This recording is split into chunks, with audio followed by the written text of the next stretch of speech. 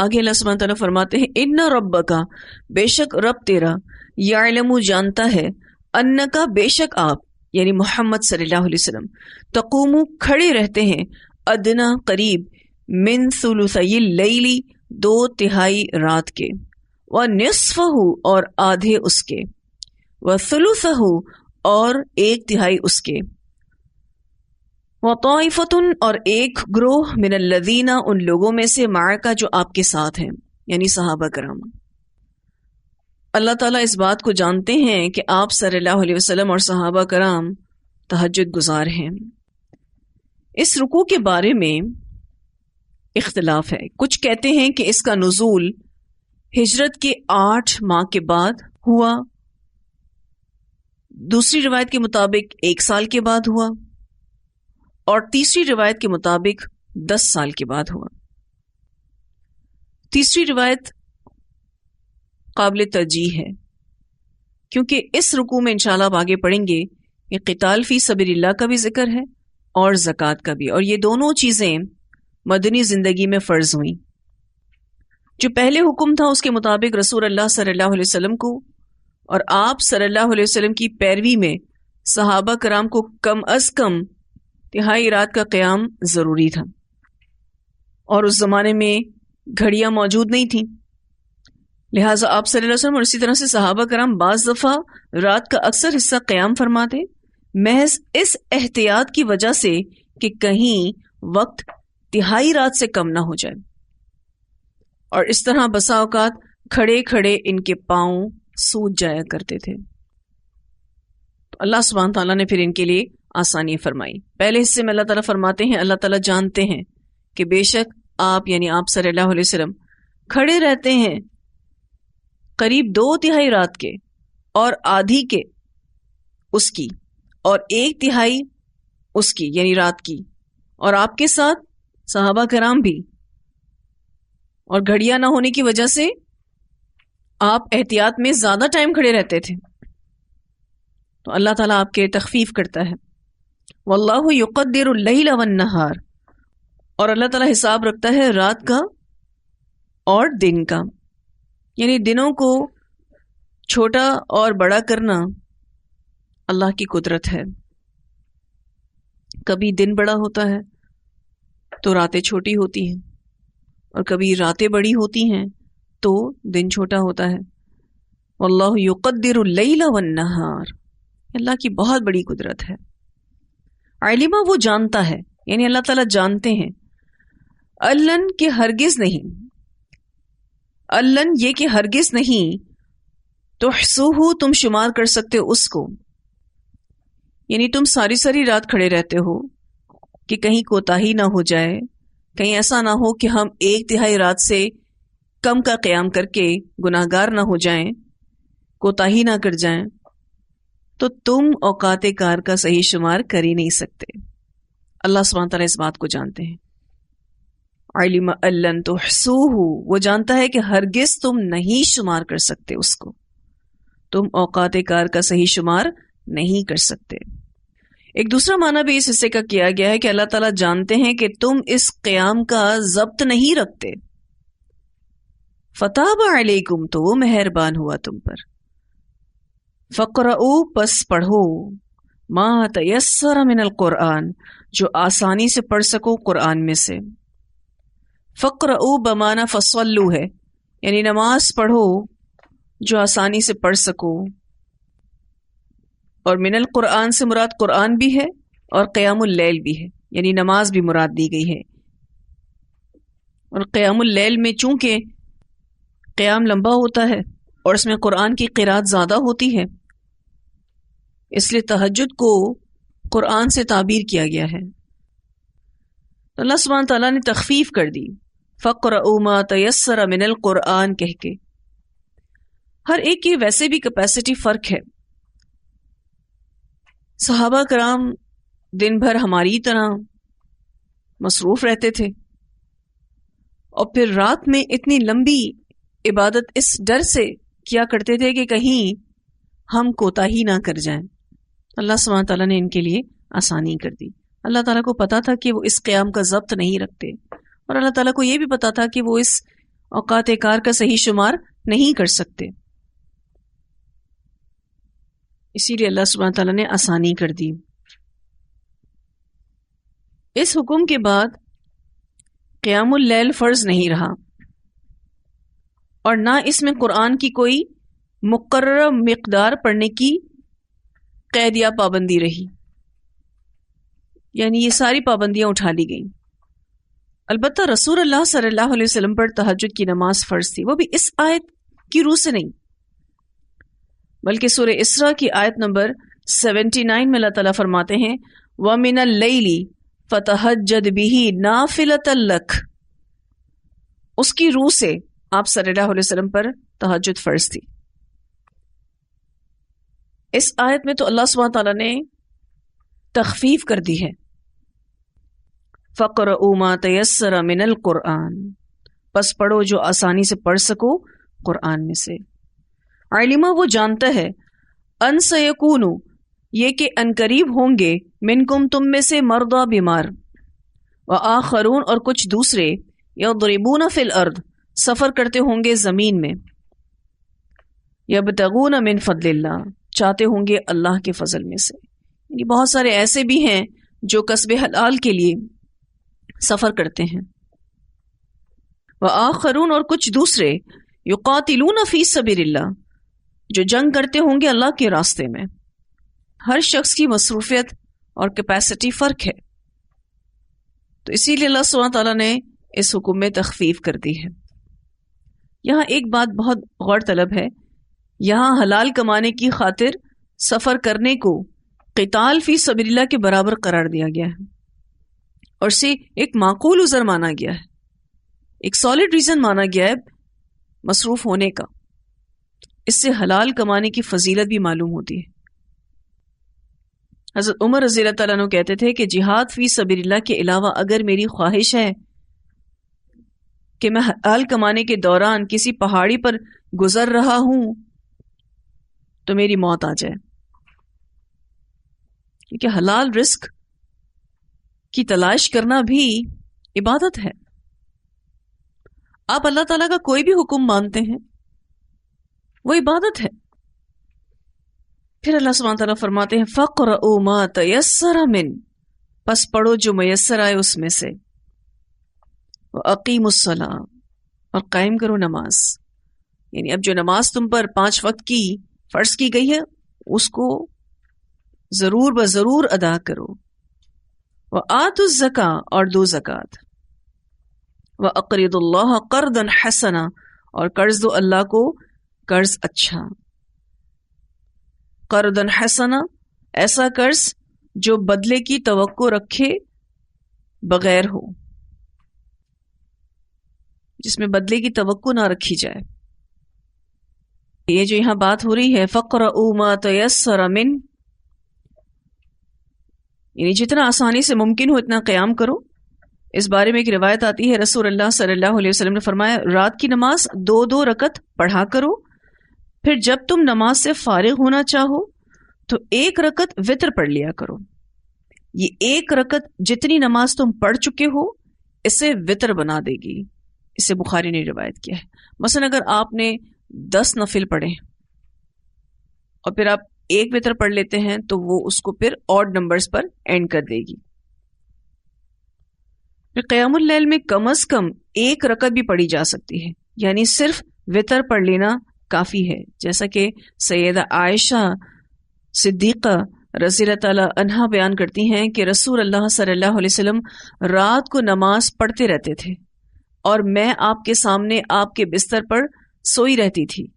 جب آپ وتر پڑھنے کا ارادہ کرتے تو مجھے جگا دیتے اور میں بھی وتر پڑھ لیا کرتی تھی. اس سے بخاری نے روایت کیا ہے. یعنی آپ کم از کم قیام میں 1 رکعت وتر بھی پڑھ سکتے ہیں. رسول اللہ صلی اللہ علیہ وسلم کی جو قیام اللیل تھی اس کے بارے میں ایک اور روایت بھی آتی ہے. سعد بن ہشام کہتے ہیں کہ میں نے سیدہ عائشہ رضی اللہ تعالیٰ عنہ سے کہا کہ مجھے رسول اللہ صلی اللہ علیہ وسلم کے قیام اللیل کی کیفیت بتائیے. انہوں نے کہا کہ کیا تم نے سورہ یا ایھا المزمل نہیں پڑھی؟ میں نے کہا کیوں نہیں؟ سید عائشہ رضی اللہ تعالیٰ نے فرمایا کہ اللہ تعالیٰ نے اس سورت کی ابتدا میں قیام اللیل کو فرض کیا تو نبی اکرم صلی اللہ علیہ وسلم اور آپ کے اصحاب 1 سال تک قیام اللیل کرتے رہے. 12 مہینوں تک آسمان پر اللہ تعالیٰ نے اس سورت کے آخری حصے کو روک کے رکھا. پھر اللہ تعالیٰ نے اس سورت کے آخری حصے کو نازل کر کے تخفیف کر دی. تو پھر قیام اللیل فرض ہونے کے بعد نفل رہ گیا. اسے مسلم نے روایت کیا ہے. یعنی صحابہ کرام کے لیے تہجد نفل بنا دی گئی اور رسول اللہ صلی اللہ علیہ وسلم کے لیے تہجد تو فرض تھی. لیکن پھر وہی بات کہ وہ اس آیت کی روح سے نہیں تھی، وہ سورہ اسراء میں جو آیت آتی ہے اس کی روح سے، اور سورہ اسراء کی آیت نمبر 79 ہے جس میں آپ صلی اللہ علیہ وسلم پر تہجد فرض ہے یہ بتایا گیا ہے. جو فرض عبادت ہے اس کے لیے یہ حکم اللہ تعالیٰ نے بیان کیا، وَأَقِیمُوا الصَّلَاةَ وَآتُوا الزَّکَاةَ. جو فرائض ہیں اس کی ادائیگی تو سب سے پہلے ہوگی، پھر اس کے بعد نوافل ادا ہوتے ہیں. یعنی فرض نماز و زکوٰۃ ادا کرتے رہو. اس بارے میں بھی ایک روایت آتی ہے، رسول اللہ صلی اللہ علیہ وسلم نے ایک شخص سے فرمایا 5 نمازیں دن رات میں فرض ہیں. اس نے پوچھا کیا اس کے سوا بھی کوئی نماز مجھ پر فرض ہے؟ آپ صلی اللہ علیہ وسلم نے فرمایا نہیں، الا یہ کہ تو کوئی نفل نماز پڑھنا چاہے. اسے بخاری نے روایت کیا ہے. 5 نمازوں کے علاوہ اور کوئی نماز آپ پر کمپلسری نہیں کی گئی، فرض نہیں کی گئی، الا یہ کہ آپ خود کوئی نفل پڑھنا چاہیں. ایک روایت میں آتا ہے کہ ایک صحابی نے کافی لمبی قرات کی تو اس پر بھی نبی اکرم صلی اللہ علیہ وسلم نے ان کو ڈانٹا تھا کہ اللہ تعالیٰ نے جب تخفیف کی ہے فَقْرَؤُوا مَا تَيَسَّرَ مِنْ، تو آپ اتنی لمبی قرات کر کر کے لوگوں کو کیوں پریشان کرتے ہیں؟ کیونکہ ہر انسان کی برداشت فرق ہے، ہر انسان کی مصروفیت فرق ہے. اس بارے میں جو روایت آتی ہے سیدنا جابر بن عبداللہ رضی اللہ تعالیٰ عنہما بیان کرتے ہیں کہ معاذ بن جبل رضی اللہ تعالیٰ عنہ رسول اللہ صلی اللہ علیہ وسلم کے ساتھ فرض نماز ادا کرتے، پھر جا کر اپنی قوم کی امامت کرواتے. پہلے انہوں نے نماز پڑھ لی آپ صلی اللہ علیہ وسلم کے ساتھ مسجد نبوی میں، پھر اپنی قوم کے پاس گیا، وہاں جا کے جماعت کروا رہے ہیں. اس سے پتہ چلتا ہے کہ اگر جس نے اپنی فرض نماز پڑھ لی ہو وہ اسی فرض نماز کی جماعت دوسرے لوگوں کو کروا سکتا ہے. اب اس کے لیے وہ فرض نہیں ہے، اس کے لیے وہ نفل ہے، لیکن جو مقتدی ہیں ان کا فرض ادا ہو جائے گا اور جو امام ہے اس کی طرف سے نفل ادا ہوگا. اب یہ اپنی قوم کی امامت کرواتے تھے. ایک دن انہوں نے عشاء کی نماز پڑھائی تو سورۃ البقرہ شروع کر دی. ایک شخص نماز توڑ کر چلا گیا. اس سے پتا چلا کہ معاذ نے اسے برا بھلا کہا ہے، یعنی حضرت معاذ کو یہ بات اچھی نہیں لگی کہ کیوں وہ نماز توڑ کر چلا گیا. تو اس نے نبی اکرم صلی اللہ علیہ وسلم کے پاس آ کر شکایت کی تو آپ صلی اللہ علیہ وسلم نے فرمایا اے معاذ کیا تو فتنہ ڈالنے والا ہے؟ آپ صلی اللہ علیہ وسلم نے یہ بات 3 مرتبہ کہی. پھر فرمایا تو نے نماز میں سورۃ الاعلی، سورۃ الشمس یا سورۃ اللیل میں سے کوئی سورت کیوں نہیں پڑھی؟ کیونکہ شارٹ ورژنز ہیں نا. اور آپ دیکھیں عشاء کی نماز جو ہے وہ دن کی آخر نماز ہوتی ہے، لوگ سارا دن کام کر کے تھک جاتے ہیں. اب آپ اتنی لمبی نماز پڑھاؤ گے کہ آپ سورۃ البقرہ کی تلاوت کرو گے تو پھر تو لوگ نماز توڑ کر چلے ہی جائیں گے. تو آپ صلی اللہ علیہ وسلم نے ان کو کہا کہ اے معاذ تو نے نماز میں سورۃ الاعلی، سورۃ الشمس یا سورۃ اللیل کیوں نہ پڑھی؟ کیونکہ تمہارے پیچھے بوڑھے، کمزور اور حاجت مند نماز پڑھتے ہیں. اسی واقعے کے ایک دوسرے راوی ابو مسعود رضی اللہ تعالیٰ عنہ بیان کرتے ہیں کہ میں نے آپ صلی اللہ علیہ وسلم کو کبھی واعظ و نصیحت میں اس دن سے زیادہ غصے میں نہیں دیکھا. آپ صلی اللہ علیہ وسلم نے فرمایا اے لوگوں، تم میں سے کچھ لوگ چاہتے ہیں کہ لوگوں کو متنفر کر دیں، یعنی دین سے نفرت دلا دیں. دیکھو تم میں سے جو لوگوں کو نماز پڑھائے وہ ہلکی نماز پڑھائے. اور ہلکی نماز پڑھانے کا ہرگز مطلب نہیں ہے کہ رکوع اور سجود جلدی جلدی کیے جائیں، یہ مراد نہیں، قرات کم کی جائے. دیکھو تم میں سے جو لوگوں کو نماز پڑھائے وہ ہلکی نماز پڑھائے، کیونکہ لوگوں میں کوئی ناتواں ہوتا ہے، کوئی بوڑھا اور کوئی کام کاج والا. ہاں البتہ اگر وہ اکیلا ہے تو جتنی لمبی نماز پڑھنا چاہے پڑھ لے. اسے بخاری نے روایت کیا ہے. یعنی اگر کسی کو جماعت کروانی ہے تو پھر اس میں سب کا خیال رکھا جائے گا، اور اگر آپ کو اکیلے نماز پڑھنی ہے، آپ کو جتنا لمبا قیام کرنا ہے، جتنے لمبے رکوع اور سجود کرنے کر سکتے ہیں، کیونکہ اس وقت آپ کی اپنی طاقت اور برداشت آپ کو پتہ ہے. وَأَقِيمُوا الصَّلَاةَ وَآتُوا الزَّكَاةَ وَأَقْرِضُوا اللَّهَ قَرْضًا حَسَنًا، اور قائم کرو نماز اور دو زکوٰۃ اور قرض دو اللہ کو قرض حسنہ. اس سے ایک بہت اہم سبق بھی سیکھنے کو ملتا ہے کہ نفل کاموں کے لیے آپ فرض کو اگنور نہیں کر سکتے.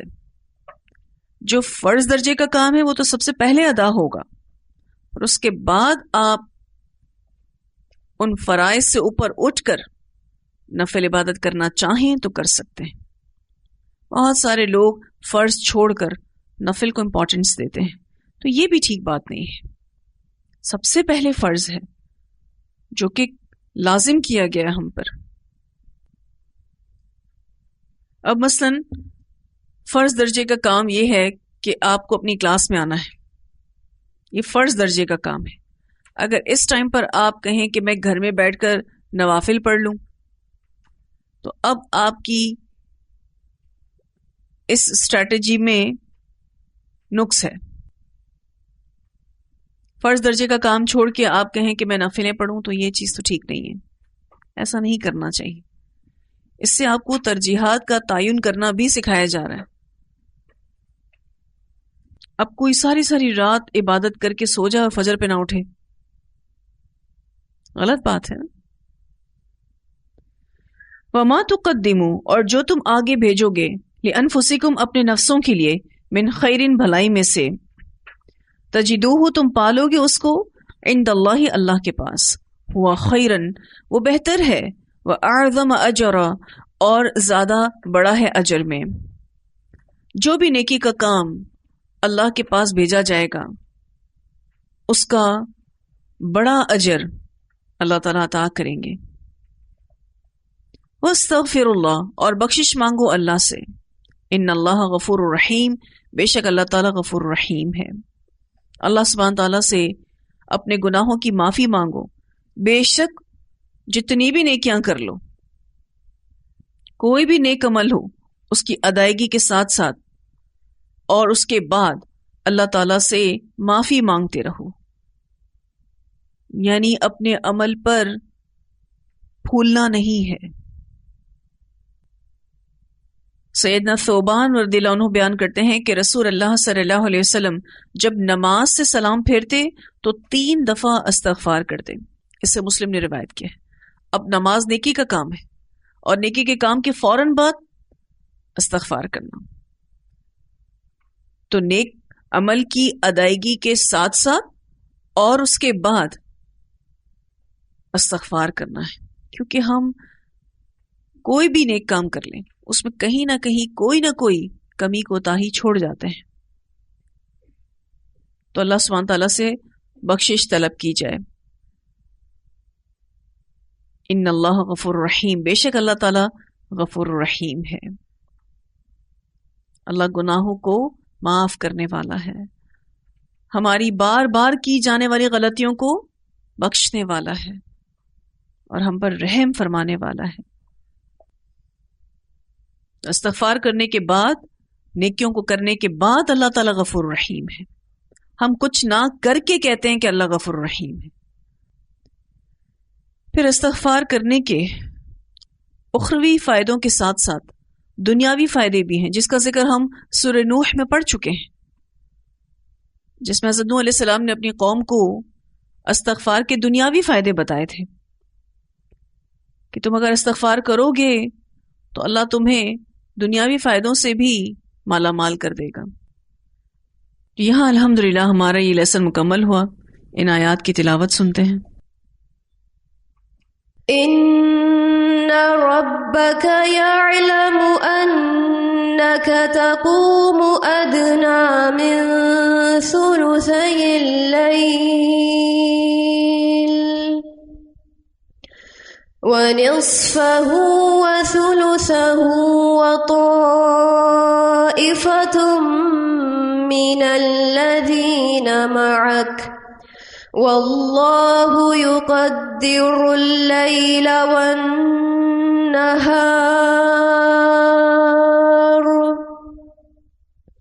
علم أن لن تحصوه فتاب عليكم فاقرؤوا ما تيسر من القرآن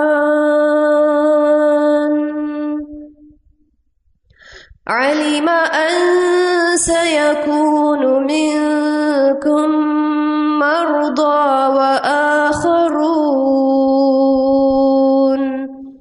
وآخرون يضربون في الأرض يبتغون من فضل الله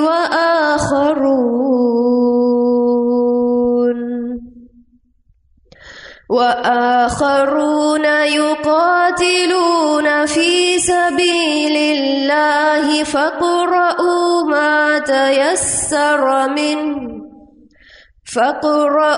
ما تيسر منه وأقيموا الصلاة وآتوا الزكاة وأقرضوا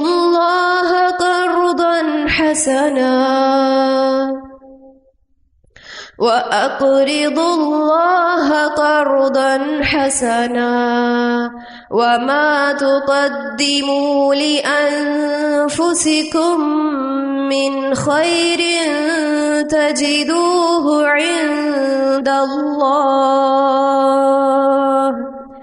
هو خيرا وأعظم أجرا واستغفروا الله إن الله غفور رحيم. جو آخری رکوع ہم نے پڑھا جس میں اللہ سبحانہ تعالیٰ نے تخفیف کی ہے مومنین کے لیے، ابتدائی صورت میں اللہ تعالیٰ کا یہ بیان تھا کہ اس نے اپنے رسول کو نصف رات یا 2/3 یا 1/3 رات تک نماز پڑھنے کا حکم دیا تھا، اور صحابہ کرام رسول اللہ صلی اللہ علیہ وسلم کی پیروی میں بالکل اسی طرح سے تہجد پڑھ رہے تھے. لیکن سورت کی اس آخری آیت میں اللہ تعالیٰ نے خبر دے دی کہ نبی اکرم صلی اللہ علیہ وسلم نے اپنے رب کا حکم پوری طرح سے مانا، اور آپ کی اتباع میں صحابہ کرام نے بھی نماز تہجد پڑھی، جیسے کہ اللہ سبحانہ تعالیٰ فرماتے ہیں ان ربک یعلم انک تقوم ادنی من ثلثی اللیل ونصفہ وثلثہ وطائفۃ من الذین معک. یعنی آپ صلی اللہ علیہ وسلم نے بھی اپنے رب کا حکم پورے اہتمام کے ساتھ مانا، اور آپ کی اتباع میں صحابہ کرام نے بھی نماز تہجد پڑھنا شروع کر دی. لیکن چونکہ مقررہ وقت کی پوری پابندی مسلمانوں کے لیے مشقت کا باعث تھی، اس لیے اس آخری آیت میں اللہ تعالیٰ نے یہ خبر دی کہ اللہ نے تہجد کی ادائیگی کو اب آسان کر دیا ہے، کہ واللہ یقدر اللیل والنہار، رات اور دن کے اوقات اور ان کے گزرے ہوئے اور باقی ماندہ حصوں کو تو اللہ ہی جانتا ہے نا. اور وہ یہ بھی جانتا ہے کہ تہجد کے وقت کی جو یہ لمبی عبادت ہے یہ مومنین کے لیے مشکل امر ہے. اس لیے پھر اللہ سبحانہ تعالیٰ نے تہجد کے معاملے کو تمہارے لیے آسان بنا دیا، اور پھر حکم دیا کہ جتنی دیر نماز پڑھ سکتے ہو، اس میں جتنا قرآن پڑھ سکتے ہو پڑھو، اور جب تھک جاؤ، نیند آنے لگے تو سو جاؤ، تاکہ فجر کی نماز میں سستی نہ آئے. پھر اللہ سبحانہ تعالیٰ نے جو تخفیف کی اس کے ریزنز بھی بتائیں اسی آیت میں آگے. اللہ تعالیٰ فرماتے ہیں علم ان سیکون منکم مرضی وآخرون یضربون فی الارض یبتغون من فضل اللہ وآخرون یقاتلون فی سبیل اللہ. کوئی مریض ہے، کوئی اپنے کام کاج کے لیے سفر میں نکلا ہوا ہے، کسب حلال کمانے کے لیے نکلا ہوا ہے، کوئی جہاد فی سبیل اللہ میں نکلا ہوا ہے، اس سے یہ پتہ چلتا ہے کہ ان شیڈیولز کی وجہ سے یا بیماری کی وجہ سے نفل نماز ڈسٹرب ہو سکتی ہے. تو اللہ تعالیٰ نے فرمایا فَقْرَؤْا مَا تَيَسَّرَ مِنْ، جتنا آسانی کے ساتھ پڑھ سکو پڑھو، لیکن جہاں تک فرائض کی بات ہے وَأَقِيمُوا الصَّلَاةَ وَآتُوا الزَّكَاةَ، نماز کو قائم کرنا ہے اور زکوٰۃ ادا کرنی ہے. پھر قرض حسنہ کی طرف بھی موٹیویٹ کیا گیا وَأَقْرِضُوا اللَّهَ قَرْضًا حَسَنًا، اور قرض دو اللہ کو قرض اچھا، جس میں تم سامنے والے سے بدلے کی کوئی توقع نہ رکھو، مال لگاؤ، وقت لگاؤ، کوئی بھی نیکی کرو. وَمَا تُقَدِّمُوا لِأَنفُسِكُم مِّن خَيْرٍ، جو کچھ بھی تم اپنے نفسوں کے لیے بھلائی میں سے آگے بھیجو گے تَجِدُوهُ عِندَ اللَّهِ، تم پالو گے اس کو اللہ کے پاس. اللہ تمہاری نیکیوں کو ضائع نہیں کرے گا. ہوا خیرن، وہ بہتر ہے، یعنی نیکیاں کر کے اللہ کے پاس بھیجنا بہتر ہے. وہ اعظم اجرا، اور اجر کے لحاظ سے بہت بڑا ہے. اور نیکیاں کر کے پھولنا نہیں. واستغفر اللہ، ان نیکیوں کے ساتھ ساتھ اور ان نیکیوں کو کرنے کے بعد اللہ سے بخشش مانگتے رہو.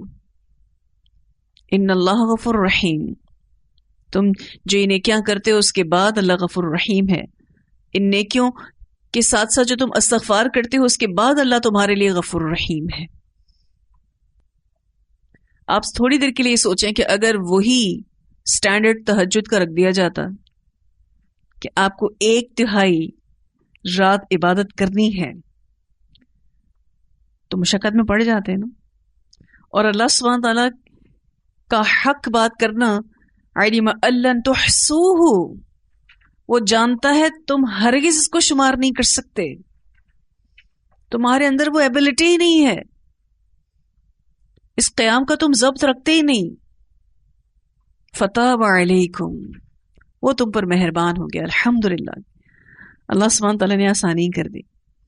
اب اگر آپ کم از کم 1 رکعت وتر پڑھ کر بھی قیام اللیل کرتے ہیں تو یہ بھی آپ کے نامہ اعمال میں قیام اللیل لکھا جاتا ہے. آپ کم از کم 2 رکعت قیام اللیل میں ادا کرتے ہیں تو وہ بھی لکھا جاتا ہے. اور وہ جو میں نے حدیث آپ کو پچھلی آیتوں میں سنائی تھی، رسول اللہ صلی اللہ علیہ وسلم نے فرمایا کہ جو شخص 10 آیات کے ساتھ قیام کرے وہ غافلوں میں شمار نہیں ہوتا، جو 100 آیات کے ساتھ قیام کرے وہ عبادت گزاروں میں لکھا جاتا ہے، اور جو 1000 آیات کے ساتھ قیام کرے وہ بے انتہا ثواب جمع کرنے والوں میں لکھا جاتا ہے. یہ ابو داؤد کی روایت تھی. یعنی آپ کو منیمم ٹارگٹ بھی اس حدیث میں مل جاتا ہے کہ آپ 10 آیتوں کی قرات کے ساتھ بھی تہجد ادا کر سکتے ہیں. فَقْرَؤْا مَا تَيَسَّرَ مِنْ، کتنی آسانی کر دی اللہ تعالیٰ نے، کیونکہ اللہ سبحانہ تعالیٰ کو پتا ہے کہ ہر انسان کے حالات، اس کی برداشت، اس کی ہمت فرق ہے. آپ وہی ہوتے ہیں جو 100 آیات کی تلاوت کرنے والی تہجد پڑھتے ہیں، جب بیمار پڑ جاتے ہیں تو 10 آیتیں بھی نہیں پڑھی جا رہی ہوتی کہ حالات بدلتے رہتے ہیں.